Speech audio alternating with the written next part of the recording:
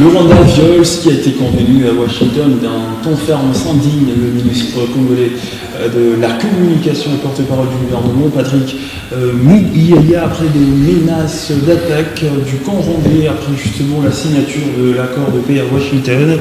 À quoi faudra-t-il s'attendre à faire une analyse approfondie sur la question des accords avec nous ici ce soir sur ce plateau, messieurs Gloire Kawaya, analyste de questions politiques, indépendant, messieurs Gloire, bonsoir. Bonsoir, monsieur Nathan. C'est pratiquement un plaisir, mais aussi un honneur d'être sur ces plateaux. Je crois que ensemble, nous allons décortiquer les questions, mais aussi donner notre apport par rapport à la République. Vous êtes dans Actu Soir sur HK6 Télévision. Merci à toutes et à tous de votre fidélité, monsieur Gloire. Pour commencer justement avec cette question des accords, le président Tshisekedi a paraphé un accord ensemble avec son homologue rwandais, Paul Kagame, un accord de paix à Washington sous l'égide de Donald Trump. Alors déjà, pour vous, est-ce qu'on va dire que cet accord était nécessaire en ces moments précis, en 2025 ? Qu'est-ce qui justifie ce tournant diplomatique ? Pratiquement, M. Nathan, était nécessaire, oui, par rapport à la vie des Congolais. Nous parlons depuis 1994, et donc je crois que c'est impérieux que nous puissions initier des démarches qui concernent justement la bonne vie ou encore la viabilité du peuple congolais. Et je crois que le président de la République, dans ces démarches, il a dévancé ou encore justement il a mis en avant justement les efforts, il a mis en avant la pugnacité mais aussi la volonté de démontrer aux yeux de tout le monde à combien il voulait que notre pays regagne de la paix. Malheureusement, même si ça n'a pas été la question principale, malheureusement nous constatons de manière regrettablement, en fait, permettez cette tautologie, que le Rwanda ne respecte pas ces accords-là. Et nous sommes outrés de constater que les sujets principaux, ou même l'acteur principal qui doit, avec nous ensemble, nous donner la paix, ne les respecte pas. Et donc c'est également encore une grosse menterie que le Rwanda vient de démontrer aux yeux de tout le monde. Et voilà, effectivement, le ministre Muyaya s'est exprimé après la rencontre autour de la chef du gouvernement, Judith Minotolo, ensemble avec les ministres ayant effectué ce déplacement pour Washington afin de signer cet accord de paix. Monsieur Gloire, de votre œil analytique, après la signature de cet accord, est-ce qu'il y a les premiers signaux positifs ou négatif depuis la signature? Le premier signal ou la première constatation que nous avions malheureusement vue, c'est celle des attaques mortifères du Rwanda. Ce sont les bombardements, malheureusement. C'est pratiquement 2 jours après la signature. Je crois que la situation elle est gravissime et nous attendons que le gouvernement congolais nous fixe sur les réalités actuelles d'Uvira.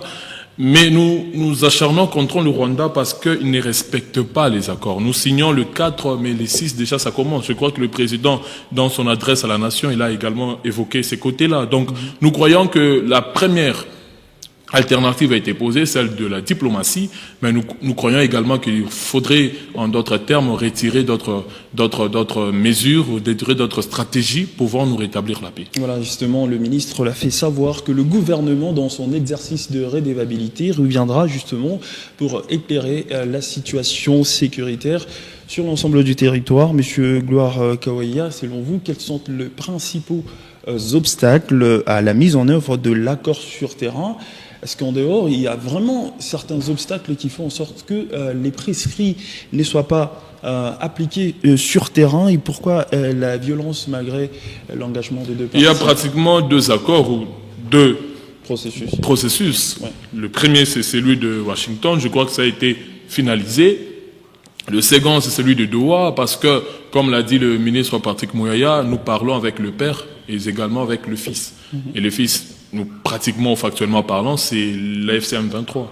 Et donc, nous sommes en train de mener les démarches avec Washington, que nous estimons que nous n'avons plus de contrat à lui rendre ou des comptes à lui rendre, mais il ne reste que Doha. De ce point de vue, je crois que si déjà, de manière factuelle, nous constatons la faiblesse de cet accord au niveau du Doha, ça veut dire les rebelles ou l'AFC ne respectent pas déjà ces accords-là.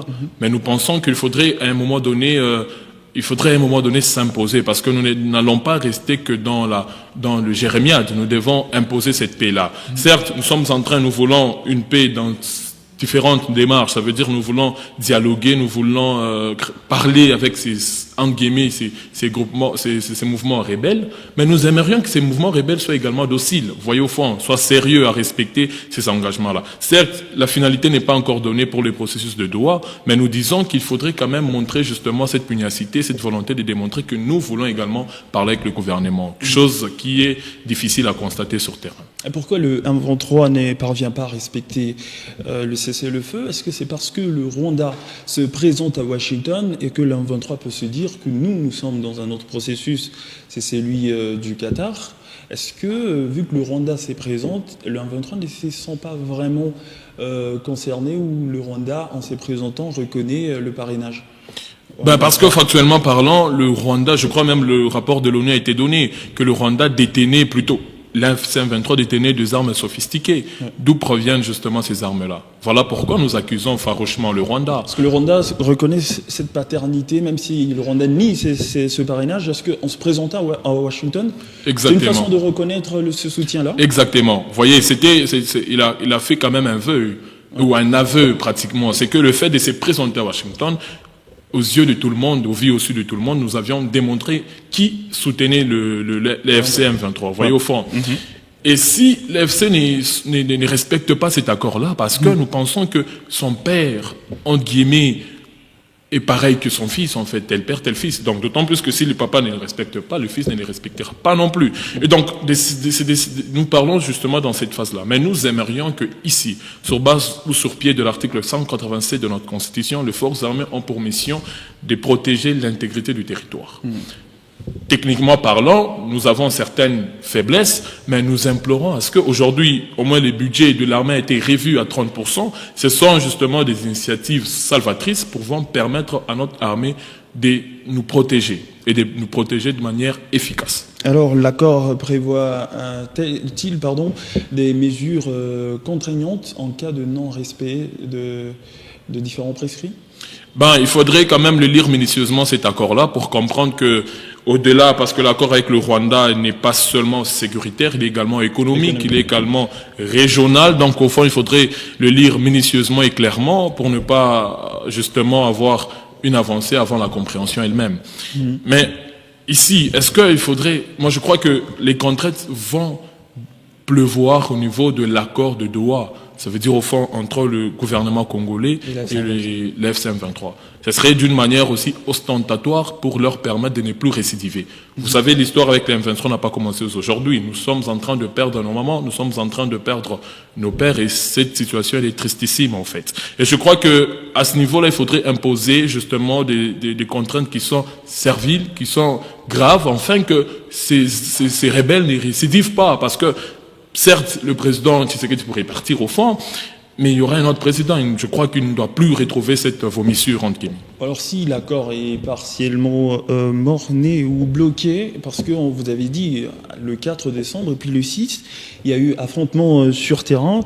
Quels sont les recours pour la République démocratique du Congo afin de défendre son intégrité territoriale autrement que par des accords? Heureusement, vous avez parlé d'autrement, donc je crois que la seule voie qui reste là, c'est pratiquement la guerre. Permettez que je le dise, c'est parce que au fond de nous, au profondissime de nous, c'est que ça fait quand même mal, en fait. C'est que nous perdons de vie, ça fait déjà près de 10 millions de morts au fond, et nous croyons que ce sont nos vies, ou ce sont nos pères, ce sont nos mères et nos enfants, nos frères qui sont perdus. Nous ne sommes pas un brasier de morts, vous voyez, nous ne sommes pas un cimetière. Et je crois que ici, nous allons juste imposer ou encore réaliser ce que la Constitution désire pour notre armée. L'armée est là justement pour imposer, l'armée est là pour nous protéger, l'armée est là pour nous défendre. Et nous sommes attaqués, je crois que nous devons principalement répondre à cette situation de notre armée. L'armée est prête ? Techniquement, j'ai dit qu'il faudrait quand même budgétiser cette armée. Nous louons les efforts, nous bravotons les efforts qui sont faits. Qui sont faits justement, mais nous croyons que nous n'allons pas rester dans cette petitesse de penser que notre armée n'est pas compétente. Elle est là en fait, il faudrait quand même techniquement la remplir, il faudrait techniquement la compléter et justement elle va répondre à son devoir. Alors parce que certains prescrits de l'accord ne sont pas respectés, alors quelles sont les conditions minimales nécessaires pour que l'accord puisse être relancé, parce qu'on estime que jusque-là les signaux sont négatifs. Alors, qu'est-ce qu'il faut faire pour relancer? Est-ce que les médiateurs doivent s'impliquer davantage, notamment, je parle ici de l'accord de Washington avec l'implication de Donald Trump? Jonathan, moi je crois que la volonté du président de la République a atteint son paroxysme, au fond. Nous avions pris des accords avec presque tout le pays. Nous avions fait des démarches, nous avions effectué des démarches avec presque tout le pays et dans le cas échéant avec les États-Unis, qui n'est pas justement moindre comme État. Malheureusement, on ne continue qu'à les violer et la situation ne continue qu'à se détériorer au fond. Voilà pourquoi nous recourons à une autre voie. Ça veut dire la voie de la guerre ou la voie belliqueuse en fait. Cela serait quand même prépondérant pouvant solutionner cette situation-là. Parce que la voie diplomatique a démontré ses limites, a démontré ses faiblesses, mais même en relations internationales, la diplomatie, c'est également un rapport de force. Vous voyez, au fond, dans une certaine mesure, le Rwanda trouve sa raison d'être. Vous voyez, mais nous disons qu'au-delà de cette voie diplomatique que nous avions menée, il y a également d'autres voies. Et je peux appeler des voies sauvages. Peut-être de cette manière, le Rwanda pourrait comprendre de quoi nous sommes capables. Parce que le Rwanda continue sa têtutesse malgré justement les différents accords. Pensez-vous que ceux qui sont comme médiateurs peuvent être également derrière le Rwanda en même temps pour soutenir oui, c'est une sorte de bifurcation. Pourquoi? Parce que les États-Unis qui prennent justement la démarche, dans une certaine mesure investis au Rwanda, dans une certaine mesure traitent avec le Rwanda en catimini, ils traitent aussi avec nous en catimini, sur base d'un principe relationnel ou international, c'est que les États se basent sur des intérêts. Voilà pourquoi nous pensons d'abord que le monde aujourd'hui est multipolaire, nous pouvons négocier ou entretenir des relations avec n'importe quel État.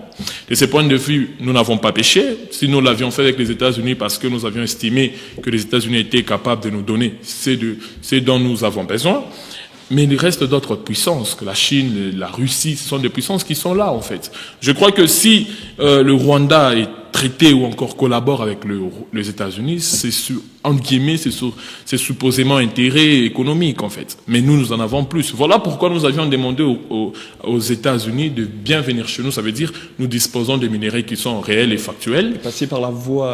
Passer par la voie qui est lucide, par la voie qui est potable. Cela permettrait justement d'équilibrer le marché économique. Malheureusement, nous constatons que même parfois nos partenaires, je le dis avec beaucoup de réserves, même nos partenaires parfois ne sont pas clairs avec nous. Donc il s'agit des États-Unis, qu'il s'agit du Rwanda, qu'il s'agit avec d'autres négociateurs, d'autres parrains. Donc nous croyons que s'ils prennent au moins la voie pacifique, celle de traiter avec la République démocratique du Congo dans une voie lucide et claire, cela pourrait tant soit peu diminuer les conflits. Monsieur Gloire Kawaya, parce qu'on parle de l'accord, on va chuter justement. Pour vous, l'accord entre la RDC et le Rwanda est-il aujourd'hui un accord mort-né ou une chance ratée ou encore un cadre précieux en attente d'application? Il faudrait quand même kilométriser cet accord. Il faudrait quand même donner un peu d'espoir à cet accord pour voir les résultats. Nous l'avions signé pratiquement les 4. Malheureusement, nous constatons ce qu'il y a aujourd'hui. Je ne dirais pas mort-né, mais nous les cotons malement. Nous les cotons mauvaisement, en fait, parce que jusque-là, déjà, nous ne voyons pas de bons résultats. Mais nous ne serons pas aussi pressés à le dire. Restons sereins et constatons ce qui va. Parce que le président de la République, je crois bien qu'il pourrait contacter les présidents des États-Unis. Pour éclaircir la lanterne. Monsieur Gloire, merci d'avoir répondu à nos questions. Je vous en prie, c'est fut un honneur de m'avoir invité sur ce plateau et surtout de parler République. Mesdames et messieurs, merci d'avoir suivi ce numéro de Actu Soir sur votre télévision et surtout restez en compagnie du programme de la télévision au-delà de l'imagination. On rappelle que Actu Soir en ce jour s'est penché sur les différents accords conclus par la République démocratique du Congo pour la restauration de la paix et surtout restez avec nous.